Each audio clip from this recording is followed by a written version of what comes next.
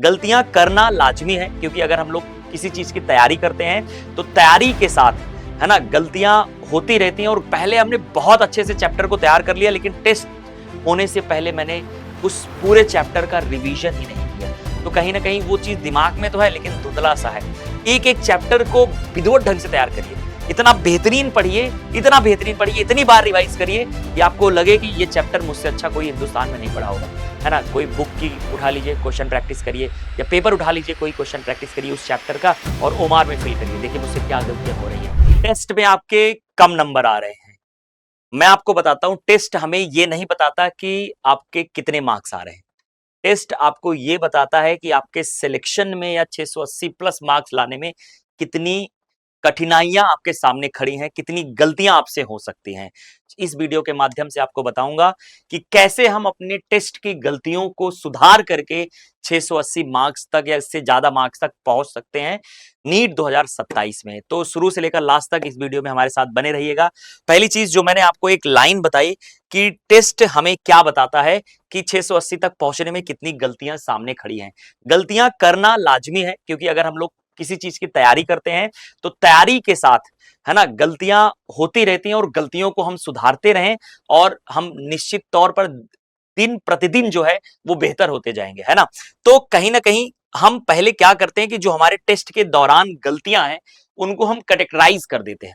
ये 3 कैटेगरी मैंने आपको यहां सिलेक्ट करने की बात की है कि जो है किस प्रकार की गलती आपसे हो रही है टेस्ट के अंदर। हो सकता है आपसे सिली मिस्टेक हो रही हो सकता है आपसे कंसेप्चुअल मिस्टेक हो रहा हो सकता है आपसे कि क्वेश्चन को पढ़ने में या आपने अच्छे से रिवीजन नहीं किया उसकी गलती हो रही हो।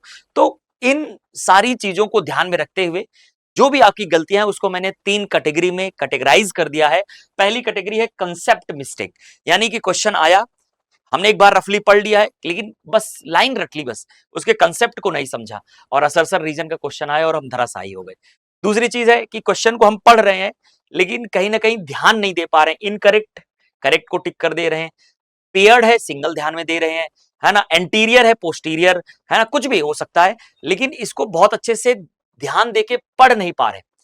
पढ़ भी रहे हैं तो क्वेश्चंस जो है उसका आंसर टिक करने में गड़बड़ी कर दे रहे हैं, गोला फिल करने में गड़बड़ी कर दे रहे हैं। तो ये हम सिलेक्ट सिली मिस्टेक की कैटेगरी में इन सब गलतियों को इंक्लूड करेंगे।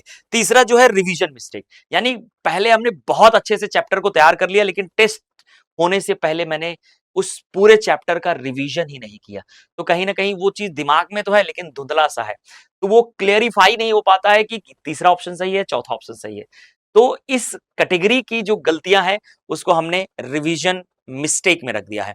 तो अब आप इन सब चीजों पर ध्यान दे सकते हैं। जैसे मैंने बोला आप टेस्ट देके आइए, टेस्ट के सेम दिन टेस्ट का एनालिसिस करिए, टेस्ट का एनालिसिस करने के बाद आप देखिएगा आपकी किस प्रकार की गलती ज्यादा हुई है। अगर कंसेप्ट मिस्टेक ज्यादा हुई है तो आप चैप्टर को रिवाइज करिए, है ना, बार बार रिवाइज करिए। सिली मिस्टेक या हो रही है तो यानी कहीं ना कहीं आपको क्वेश्चन प्रैक्टिस करने की ज्यादा जरूरत है। रिवीजन मिस्टेक है तो मैंने आपको बता ही दिया कि बार बार आपको क्या करना पड़ेगा, रिवीजन प्लस क्वेश्चन प्रैक्टिस दोनों यहां पे करना पड़ेगा। तो कंसेप्चुअल पढ़ना बहुत ज्यादा जरूरी है क्योंकि क्वेश्चन का पैटर्न जो है वो बदल चुका है। तो अगली बात हम करेंगे कि जब हम टेस्ट का एनालाइज करें तो क्या चीजें ध्यान में रखें। पहला चीज तो टाइम, जिस दिन टेस्ट हो रहा है उसी दिन आप टेस्ट का एनालिसिस करिए कि कितनी मुझसे गलतियां हुई, कितने मेरे नंबर आ रहे हैं, मैंने कितना चैप्टर तैयार किया था और कितने मेरे नंबर आ रहे हैं।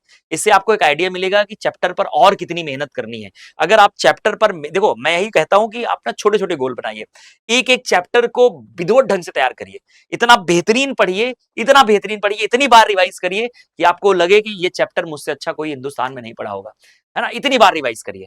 तो जब आप एक एक चैप्टर पर चलते हैं ना, एक चैप्टर फिर एक चैप्टर फिर एक चैप्टर, तो अल्टीमेटली कुछ दिनों बाद आपको जो है अंदर से ये फील होने लगेगा, आपका कॉन्फिडेंस लेवल बढ़ जाएगा कि अब मेरा सिलेक्शन हो जाएगा। लेकिन अगर आपने मेढक की तरह कूद कूद कर चैप्टर पढ़ रहे हैं, थोड़ा बहुत पढ़ लिया, 100% जो है चैप्टर को तैयार नहीं किया, तो कहीं ना कहीं आपका सिलेक्शन भी नहीं होगा, कॉन्फिडेंस की बात तो बहुत दूर की है।